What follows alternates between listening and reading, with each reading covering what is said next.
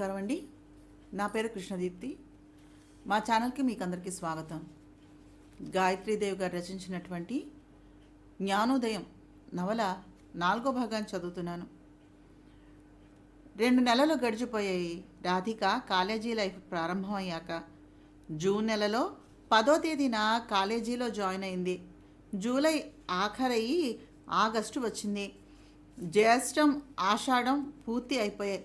ఆ రోజు అమావాస్య.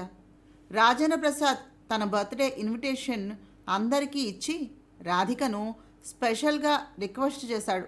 మరీ రమ్మని చెప్పి డాక్టర్ సుచిత్రాదేవితో చెబితే వెళ్ళమని 100 రూపాయలను ఇచ్చింది. గౌతమ బుద్ధుని విగ్రహం తీసుకుని వెళ్ళింది. వాణి గౌరీలతోటి వల్లి వెంట రాజేంద్ర ప్రసాద్ ఇంటికి.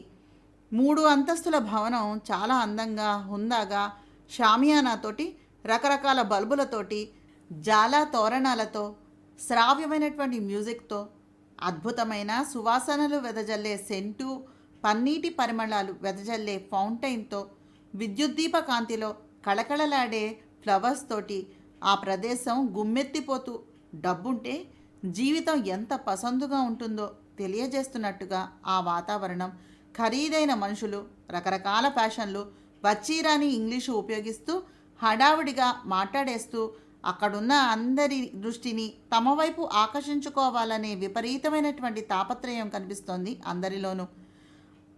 ఆ సందడిలోకి ధైర్యంగా వెళ్ళటమా, 4 అడుగులను వెనక్కు వేసి పారిపోవటమా అని ఆలోచనలో పడింది రాధిక. కారణం, అక్కడ అడుగు పెట్టేంత వరకు ఆమెను అంటిపెట్టుకుని ఉన్న ఆమె ఫ్రెండ్స్ తమ బాయ్ ఫ్రెండ్స్ కనిపించగానే రాధికను మర్చిపోయి హాయ్ అంటూ వెళ్ళి వాళ్ళ సరసన చేరారు. ఏదో తీర్థంలో తప్పిపోయినటువంటి పసిపాపాయిలాగా చందమయ్యింది రాధిక పరిస్థితి. ఆ సమయంలో ఆమెకు సంజీవి చిరునవ్వుతోటి కనిపించాడు. ప్రాణం లేచి వచ్చేలాగా ఎంట్రన్స్ దగ్గర పుష్పగుంచం అందుకుని ఓ వారగా నిలబడిపోయిన రాధికలో చైతన్యం వచ్చినట్టుగా కదిలి సంజీవి కూర్చున్న టేబుల్ దగ్గరకు వెళ్ళి అక్కడున్న కుర్చీలో కూర్చుని, అమ్మయ్యా, కనీసం మీరైనా కనిపించారు. తెలిసిన వాళ్ళు ఎవ్వరూ లేని చోటికి వెళ్ళాలంటే నాకు చాలా భయం. రాజేంద్ర ప్రసాద్ గారు మరీ రమ్మని పిలిచారని తప్పనిసరిగా వచ్చాను అంది రాధిక. తెలిసిన వాళ్ళు లేకపోవడం ఏమిటి రాధిక?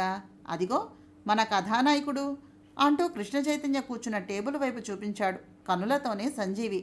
కృష్ణ చైతన్య ఇటే చూస్తూ కనిపించటంతో రాధిక ఉలిక్కి పడింది. ఇంతలో రాజేంద్ర ప్రసాద్ వచ్చి, హలో రాధా, కమాన్, నేను మీకోసమనే ఇంత హడావిడి చేస్తూ ఉంటే మీరు ఇప్పుడా వచ్చేది? ఇక్కడ నిలబడిపోయారేమిటి పరాయి వారిలాగా? రండి, మిమ్మల్ని మా తాతగారికి పరిచయం చేస్తాను అంటూ ఆమె చెయ్యిని అందుకుని ఉత్సాహంగా తన వెంట లాక్కు వెళ్ళిపోతూ కనిపించాడు రాజేంద్ర ప్రసాద్.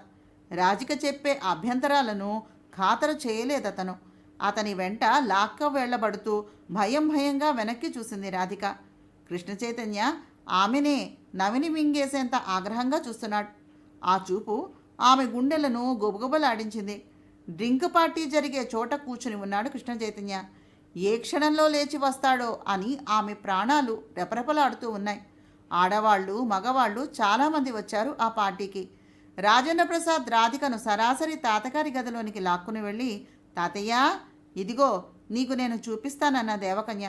ఈ అమ్మాయినే నేను ప్రేమించింది. ఈ పిల్లనే పెళ్లి చేసుకోబోయేది. కాబోయే నా భార్య ఇదిగో. ఎలా ఉంది నా సెలక్షన్? నవ్వే కళ్ళతోటి చిలిపిగా ప్రశ్నించాడు రాజేంద్ర ప్రసాద్. ఆ సిచ్యువేషన్లో నుంచి ఎలా బయటపడాలో అర్థం కాక రాధిక ఇబ్బందిగా ముడుచుకుపోతూనే చేతులు జోడించి నమస్కరించింది ఆ వృద్ధునికి. రాజా రావు బహదూర్ రాఘవేంద్ర భూపతి గారికి దాదాపు 80 దాటి ఉంటుంది వయస్సు. అయినా పచ్చగా, బలిష్టంగా, స్ఫురద్రూపంతో వెలిగిపోతూ ఉన్నారు. జొన్న పీచులాగా పండిన తల, కనుబొమలు, గడ్డము, మీసము రాజసంగా అది ఒక అందంగానే కనిపిస్తూ ఉన్నాయి, భాసిస్తూ ఉన్నాయి ఆయనకి. కనులు కాంతిపుంజాల్లాగా ప్రకాశిస్తూ ఎదుటి మనిషిలోని ప్రతీ కదలికను సునిశితంగా గమనించేంత పదునుగా మెరుస్తున్నాయి. రాధికను మొదట ఆయన దిగ్భ్రమగా చూశారు. తర్వాత రాజేంద్ర ప్రసాద్ మాటలు వినగానే అయిష్టంగా, అప్రియంగా, అసహనంగా మారిపోయింది ఆయన వదనం. ఎర్రని బాలీసులకు ఆనుకొని మంచం మీద ఓ చేతి మీదుగా వాలి ఉన్నటువంటి ఆయన కనులు పక్కనే ఉన్న దేవుని విగ్రహం వైపు తిరిగాయి. అక్కడ ఎత్తైన వేదిక మీద తెల్లని గుర్రాలను పూంచినటువంటి రథం మీద వామహస్తంతో అశ్వ కళ్ళాలను పట్టుకుని దక్షిణ హస్తాన్ని అభయముద్రతోటి అర్జునుడికి భగవద్గీత బోధిస్తున్న శ్రీకృష్ణ పరమాత్మ దివ్య సందర్శన రూపం అద్భుతమైనటువంటి సౌందర్యంతో ప్రకాశిస్తూ ఉంది. ఆ రథం దగ్గర మోకాళ్ల మీదుగా కూలబడి పరమాత్మ బోధిస్తున్న బోధనలనన్నీ ముకుళిత హస్తుడై శ్రద్ధాభక్తులతో ఆలకిస్తున్న అర్జునుని రూపం అపురూపమైనటువంటి విగ్రహం ఉంది. ఆ దైవాన్ని చూస్తూ దీర్ఘంగా భారంగా అసంతృప్తిగా నిట్టూరుస్తూ కనులు మూసుకున్నారాయన. ఆ మూసిన కనుల వెంటన బాధాసూచికంగా 2 కన్నీటి బిందువులు జలజల ముడతలు పడ్డ చెంపల మీదుగా కిందకు రాలి పడినాయి. రాజేంద్ర ప్రసాద్ గారు, మీ తాతగారికి మీ అభిప్రాయం నచ్చలేదని నాకు స్పష్టంగా అర్థమైపోతుంది. దయచేసి మీరు ఈ ప్రయత్నాన్ని విరమించుకోవటం మంచిదేమో. పెద్దవాళ్ళకి ఇష్టం లేని పనులు చేయటం చాలా తప్పు.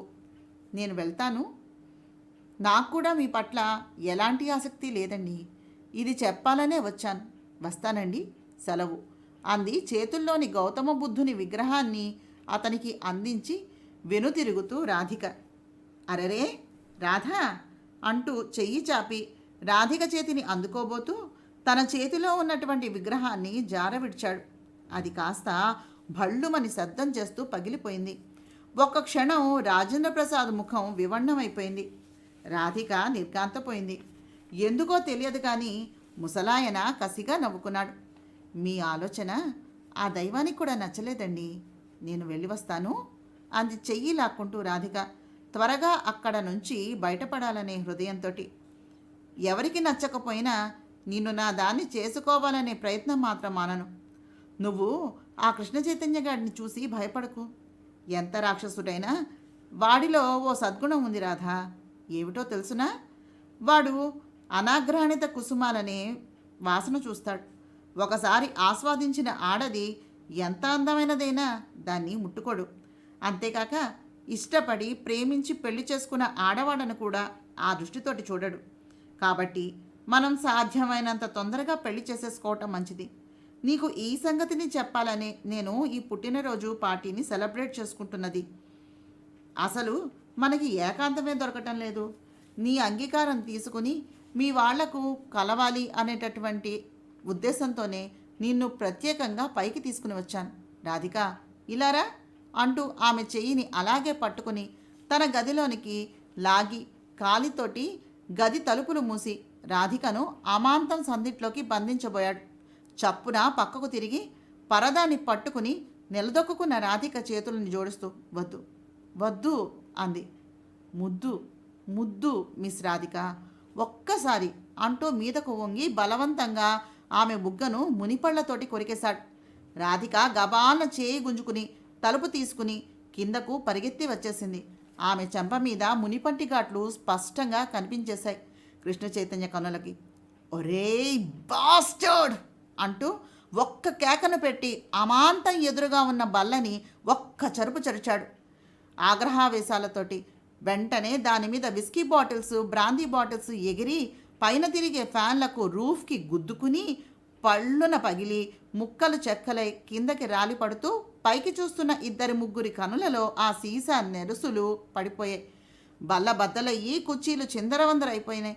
ఆ హఠాత్ పరిణామానికి కెవ్వుమంటూ కనులు నులిమి అమ్మో అని కొందరు గావుకేకలు పెట్టారు.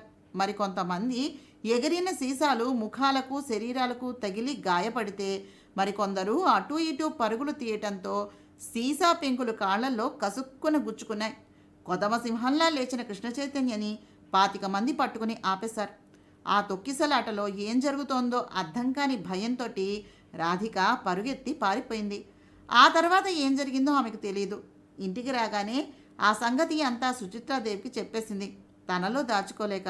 రాధికలాగే ఆవిడ కూడా ఆ రాత్రి ఆందోళనకు లోనయ్యింది. బద్ధకంగా లేచి తీరిగ్గా బట్టలకు సోప్ పెట్టుకుని ఉతకసాగింది రాధిక. మన్నాటి ఉదయం కాలేజీకి వెళ్ళటానికి భయం వేసి మానేసిందామె. సుచిత్రాదేవి కూడా ఎందుకు మానేస్తున్నావు అని ఆమెను అడగలేదు. కృష్ణ చైతన్య కానీ రాజేంద్ర ప్రసాద్ కానీ వస్తే వాళ్లతోటి తనే మాట్లాడాలని నిశ్చయించుకుంది. రాధిక మనసంతా ఏం జరుగుతుందో అనే భయంతో దడదడలాడిపోతోంది. 10:30 కావస్తోంది సమయం. సుదర్శనం వెళ్ళిపోయాడు డ్యూటీకి. సుచిత్రాదేవి పేషెంట్లను చెకప్ చేస్తోంది. కింద ఆసుపత్రి, పైన వాళ్ళ మకాము. వీధి గేటు పర్సనల్గా ఉపయోగిస్తే వెనక గేటు పేషెంట్ల కోసమని తీసే ఉంటుంది. ఎవరొచ్చినా తనతో చెప్పమని అందరినీ హెచ్చరించింది సుచిత్రాదేవి. ఇంతలో మెయిన్ గేటు ముందు ఓ ఫియట్ కారు వచ్చి ఆగింది. అమ్మా, రాధమ్మ గారి కోసమని ఇద్దరు స్టూడెంట్స్ వచ్చారండి. కృష్ణ చైతన్య, యువరాజు గారు ఎందుకో రాధమ్మ గారిని అర్జెంటుగా రమ్మన్నారంట అని ఓ నౌకరు వచ్చి చెప్పడంతో ఆవిడ బయటకు వచ్చి చూసింది. మళ్ళీ 1-2 గంటల్లో రాధిక గారిని భద్రంగా పంపించేస్తారంట. ఒకసారి అర్జెంటుగా తీసుకురమ్మనమని చెప్పమన్నారండి కృష్ణ చైతన్య. మీ అమ్మాయి గారికి ఏమీ పర్వాలేదు. మీరు పంపిస్తే మీ మర్యాద నిలబడుతుంది. లేకపోతే ఉన్న గోడు ఊడి పడిపోతుంది. త్వరగా పంపించేయండి. మళ్ళీ మేమే తీసుకొచ్చి దించుతాం అన్నారు స్టూడెంట్స్. క్షణం తర్వాత తల పంకించి రాధికను వెళ్ళమన్నట్టుగా చూసింది సుచిత్రాదేవి. జుట్టు ముడిని వేసుకుని ఎలా ఉన్న మనిషి అలాగే వచ్చి కారెక్కింది రాధిక. అప్పటికి 4-5 రోజులుగా ముసురు పట్టి ఏకదాటిగా కురుస్తోంది వర్షం. ప్రతిరోజు ఏదో ఒక సమయంలో పగలంతా మబ్బుగాను చలిగా, అది ఉదయమో సాయంత్రమో తెలియని విధంగా మూసేసింది. ఆకాశం చల్లగా ఉంది. ఈదురుగాలితోటి చలి వేస్తూ పైటను భుజాల చుట్టూ కప్పుకుంది ఆమె. ఆ ముడిలో అలంకార విహీనంగా ఉన్న ఆమె సోయగం అద్భుతంగా ఉంది. కారు 60 మైళ్ళ స్పీడులో ప్రయాణించి సిటీ చేరుకుని కృష్ణ చైతన్య విశ్రాంతి మందిరం పోర్టుకోలో ఆగింది. స్టూడెంట్స్ దిగి రాధికను వెంట పెట్టుకుని ఆ విశ్రాంతి మందిరం వెనక భాగానికి తీసుకుని వచ్చారు. అక్కడ స్విమ్మింగ్ పూల్ లాంటి అందమైన చెరువుంది. ఆ సరోవరంలో మొలలోతు నీళ్లతోటి ఒంటి మీద నూలుపోగు లేకుండా నిలబడి వణుకుతున్నాడు రాజేంద్ర ప్రసాద్. ఆ సరోవరం చుట్టూ కాలేజీ విద్యార్థినులు నిలబడి చేష్టలు ఉడికి చూస్తూ ఉండిపోయారు. కృష్ణ చైతన్య రివాల్వింగ్ చైర్లో వెనక్కి జారగిలపడి ఎదురుగా ఉన్న టీపాయి మీద కాళ్ళు చాపుకొని విలాసంగా సిగరెట్ పీలుస్తున్నాడు. లైలా, రోజా వగేరా అంతా అక్కడే ఉన్నారు, సంజీవితో సహా. కమోన్ రాధి, చూడు, నీ ఒంటి మీద చెయ్యి వేయటానికి ప్రయత్నించిన సాహసానికి ఆ రాజుగాడికి పట్టిన దుర్గతి.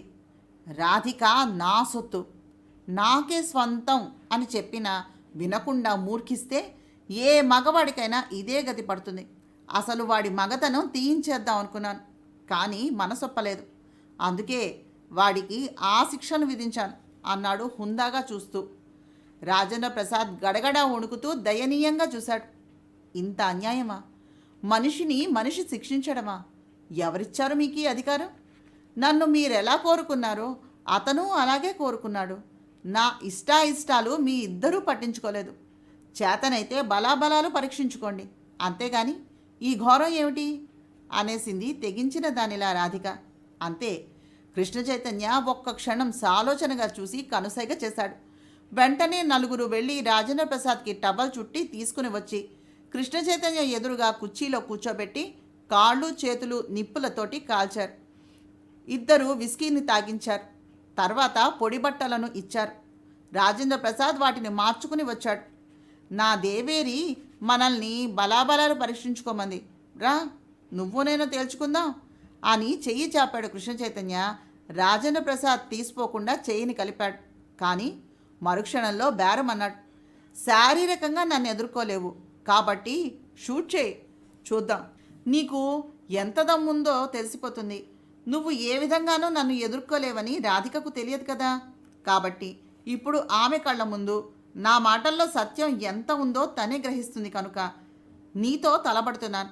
మొదట నాతో చెయ్యి కలిపి ఓడిపోయావు కనుక మరో 2 అవకాశాలు ఇస్తున్నా.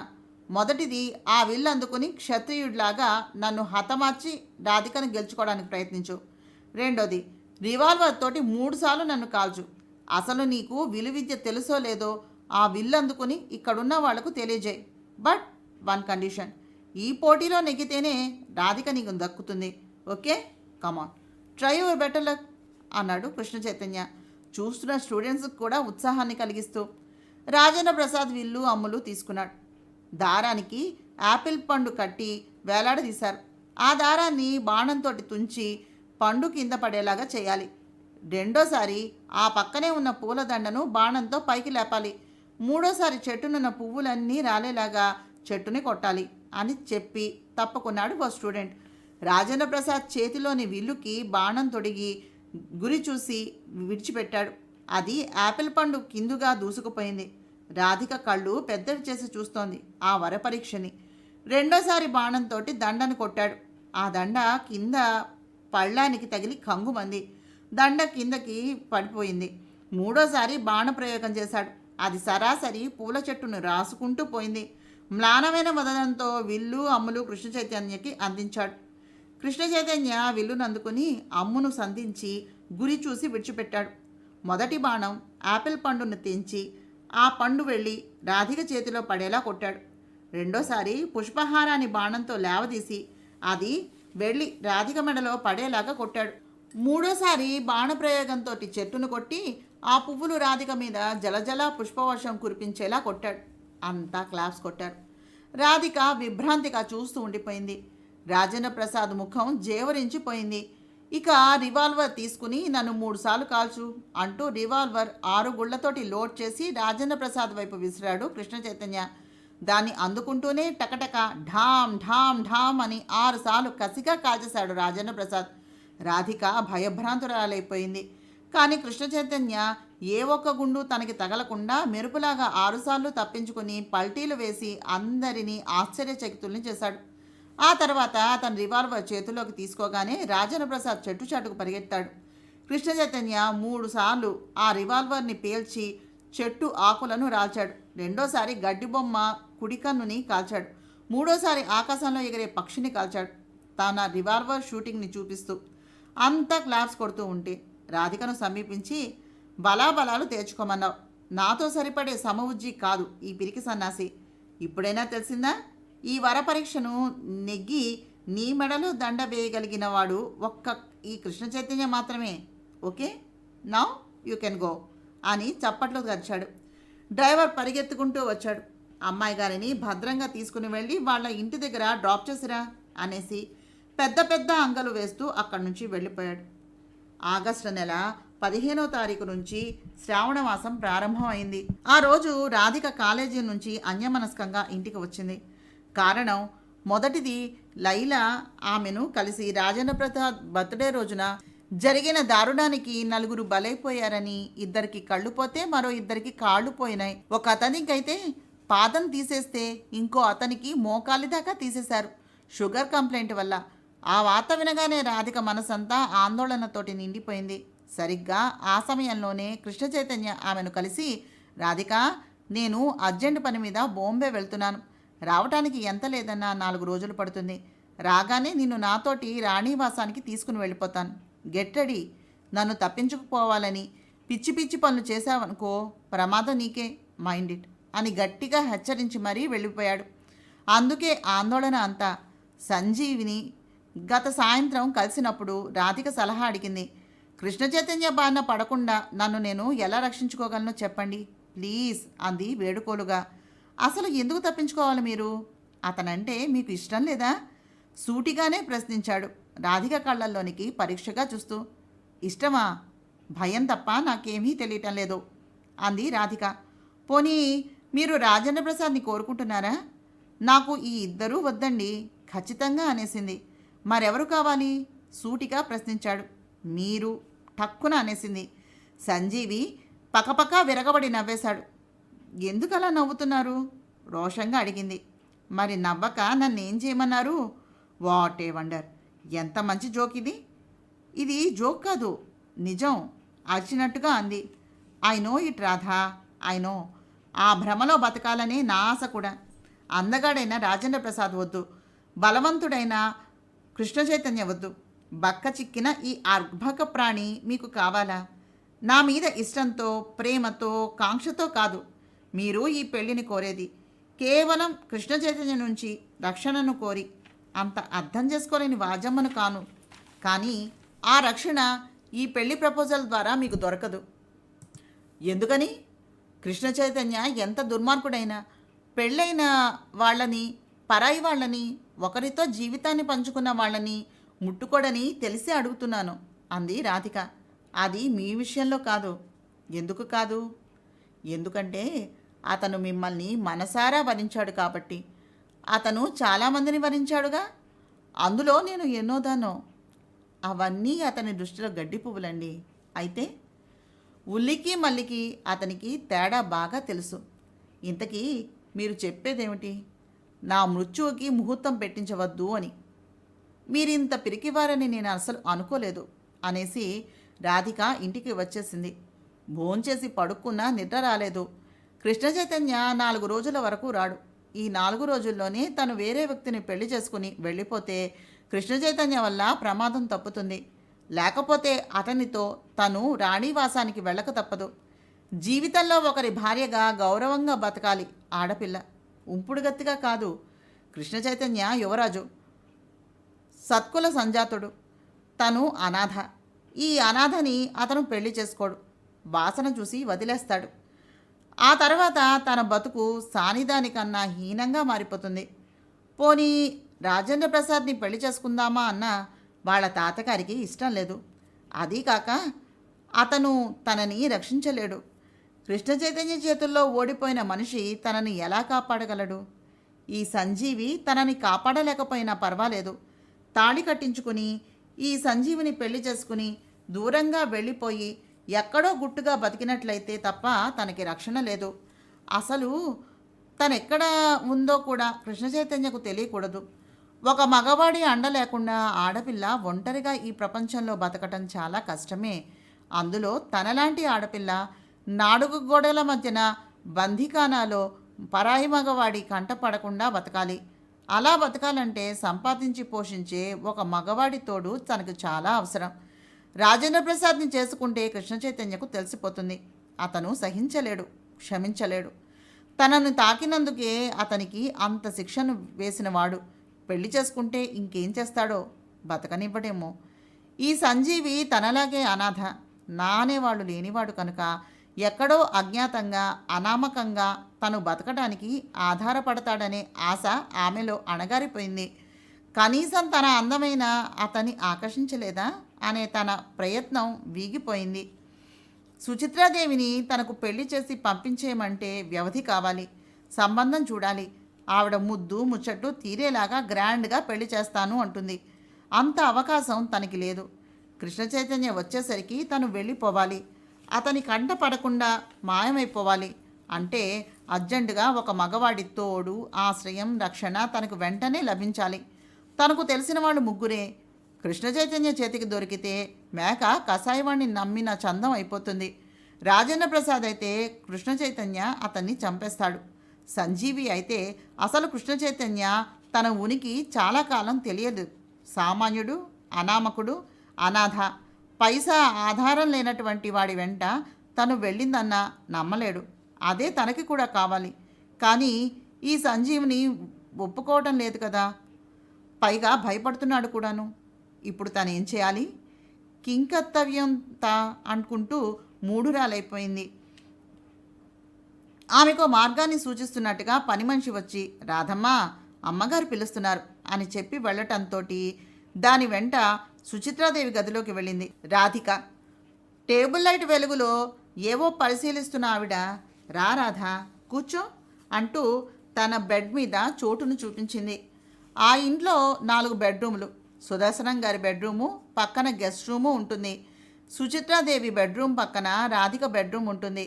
భార్యాభర్తలు ఒక రూమ్లో ఎప్పుడూ పడుకోరు. అవసరమైతే ఆయన రూమ్కి ఆవిడ రూమ్కి ఆయన వచ్చి వెళ్తూ ఉంటారు.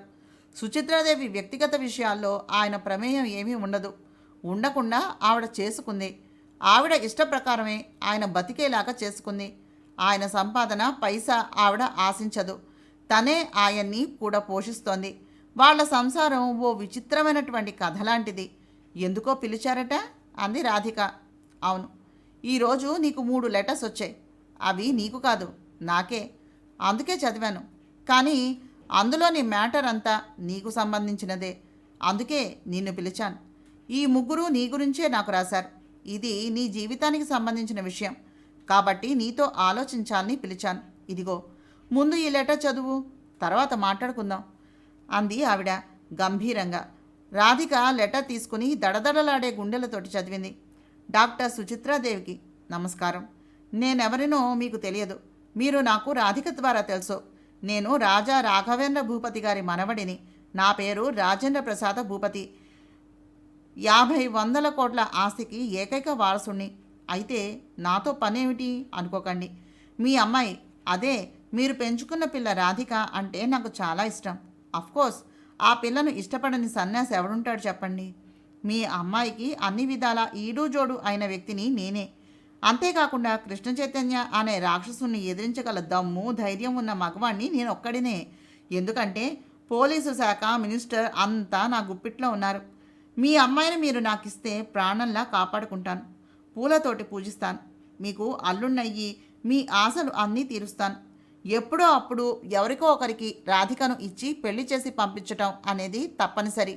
కాబట్టి ఆ అదృష్టవంతుడిని నేనే కావాలి అనేది నా చిరకాల వాంఛ. అసలు మీరు నాలాంటి మంచి మనిషిని, బుద్ధిమంతుణ్ణి, ఆస్తిపరుణ్ణి, విద్యావంతుణ్ణి, అందగాడిని, ప్రయోజకుడిని మీ అమ్మాయికి భర్తగా తీసుకురావటం అనేది అసాధ్యమనే చెప్పుకోవాలి. కాబట్టి నా అంతటా నేనే పిల్లని కోరుతూ రాస్తున్న ఈ లేఖను మన్నించి వచ్చి ముహూర్తాలు పెట్టించవలసిందిగా మనవి చేస్తున్నాను. మీ అమ్మాయికి ఇంకా మైనారిటీ తీరలేదని తెలిసింది. కాబట్టి ఆమెకు సంబంధించిన ఈ వివాహ విషయంలో ఆమె ఇష్టానికన్నా మీ అభిప్రాయానికే విలువ ఎక్కువ. ఎందుకంటే రాధిక కృష్ణ చైతన్యకి భయపడుతోంది. తల్లిగా ఆమెకు నచ్చజెప్పి మంచి వ్యక్తి చేతుల్లో పెట్టి అత్తవారింటికి పంపించే బాధ్యత మీదే. ఆ తర్వాత తల ఎత్తే పరిణామాలను, సమస్యలను ఎదుర్కొనే బాధ్యత నాది. కనుక ఆలోచించండి. అంతేకాదు, ఇంకొక్క మనవి, ఈ పెళ్లి రేపటిలోగా జరిగిపోవాలి. కారణం కృష్ణ చైతన్య ప్రస్తుతం ఊళ్ళో లేడు, బొంబాయి వెళ్ళాడు. వచ్చేసరికి 4 రోజులు పడుతుంది. ఈలోగా రాధికతోటి నా పెళ్లి జరిగిపోయినట్లయితే అతని బారిన పడకుండా నా భార్యను నేను రక్షించుకుంటాను. పెళ్లి కాకుండా ఆ హక్కు, అధికారము నాకు రాదు. కాబట్టి ఈ ప్రాబ్లం సాల్వ్ కావటానికి మీ సహకారం నాకు చాలా అవసరం, గ్రహించగలరు. ఇట్లు మీ అల్లుడు కావాలని కోరుకుంటున్న రాజేంద్ర ప్రసాద్ అని ఉంది.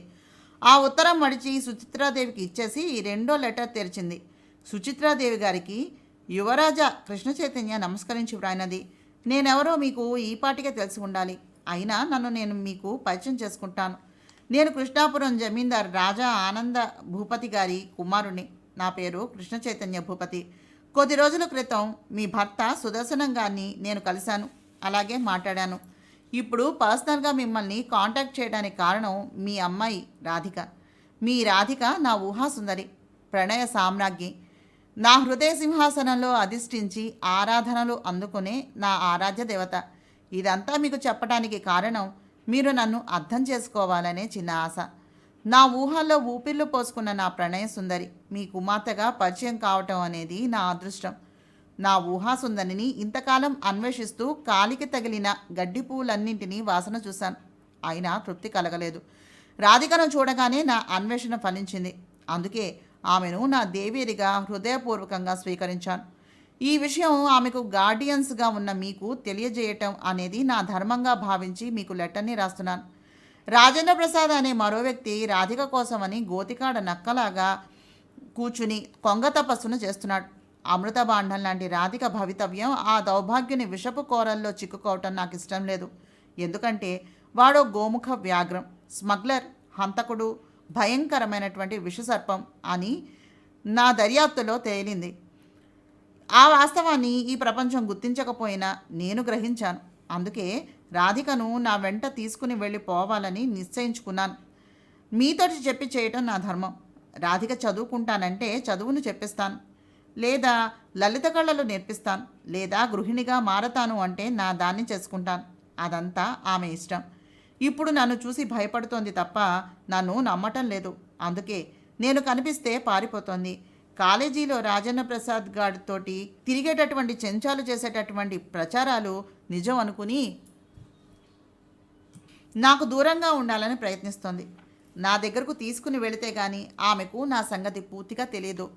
తెలిస్తే కానీ నా ప్రేమను అంగీకరించలేదు, నన్ను దగ్గరకు రానివ్వదు. తన ప్రేమ అమృతాన్ని పొందేటటువంటి భాగ్యం నాకు కలగదు. అంతేకాక ఆమె సౌందర్యానికి, సౌశీల్యానికి, వ్యక్తిగత స్వాతంత్రానికి రక్షణను లభించదు. నా నిర్ణయం నిరంకుశంగా, నిర్దాక్షిణ్యంగా, నిర్బంధంగా మీకు కనిపించవచ్చేమో, కానీ ఏదో రోజు నా నిర్ణయమే సరైనది అనే విషయం మీకు గ్రాహ్యం కాకమానదు. అందుకే రాధిక మీద సర్వహక్కులను, అధికారాలను ఎవరూ ఇవ్వకుండానే నేను హస్తగతాన్ని చేసుకున్నాను. ప్రస్తుతం 4 రోజులు టూర్కి వెళ్తున్నాను. రాగానే మీ అమ్మాయిని తీసుకుని వెళ్ళిపోతాను. మీరు అవునంటే మీ అంగీకారంతో, కాదంటే మీ విముఖత్వంతో ఆమెను నిజంగానే శ్రీకృష్ణ పరమాత్మలా ఎత్తుకుపోవడం అనేది ఖాయం. నన్నెవ్వరూ ఆపలేరు. ఈ ప్రపంచంలో ఏ శక్తి నన్ను ఎదిరించలేదు. ముందు ముందు స్వానుభవంతో మీకే అర్థమవుతుంది. ఆ కృష్ణుడు రుక్మిణీదేవిని ఆహ్వానాన్ని అందుకుని తీసుకుని వెళ్ళిపోతే ఈ కృష్ణుడు ఎలాంటి ప్రతిస్పందన లేకపోయినా ఎత్తుకుపోతాడు. నేను ఏదైనా అనుకుంటే అది జరిగే వరకు నిద్రపోను. నా దీక్షాబలం అలాంటిది. నాలో రాముణ్ణి చూస్తే మీరు, మీ అమ్మాయి కూడా ఒక రాక్షసుడి బారి నుంచి పడకుండా రాధికను రక్షించగలిగానని ఆనందిస్తారు. రావణాసురుణ్ణే చూస్తే ఆ సంగతి భవితవ్యంలోనైనా పొరపాటు అనేటటువంటి విషయాన్ని గ్రహించి సిగ్గుపడతారు. మీకు కీడుగా కనిపించే మేలు చేయబోతూ ఉన్నాను. నాకు భయపడి మీ రాధిక ఈ చతుర్దశ భువనాల్లో ఎక్కడ దాక్కున్నా పట్టి నా కౌగిలిలోనికి బంధించడం ఖాయం. మరొక్క సంగతి, మంచిగా మర్యాదగా నా వెంట వస్తే ఆమె అంగీకారం లభించేంత వరకు ముట్టుకోను, లేదా నా చేతుల్లో బలాత్కారం ఆమెకు తప్పదు. ఈ లెటర్ మీరు ఏ పోలీసు వారికి చూపించినా ప్రయోజనం మాత్రం శూన్యం.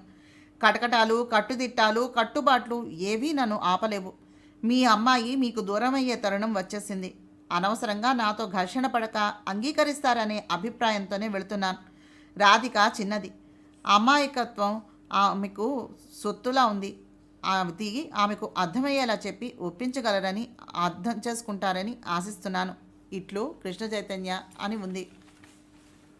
ఆ లెటర్ పూర్తిగా చదివి 2 గ్లాసులతోటి మంచినీళ్లను గటగటా తాగేసింది. భయంతో ముచ్చెమటలు పోశాయి. పైట కొంగుతోటి తుడుచుకుంటూ 3వ లెటర్ని తెరిచింది రాధిక. తర్వాత లెటర్ని నెక్స్ట్ ఎపిసోడ్లో చదువుదామండి. నమస్తే.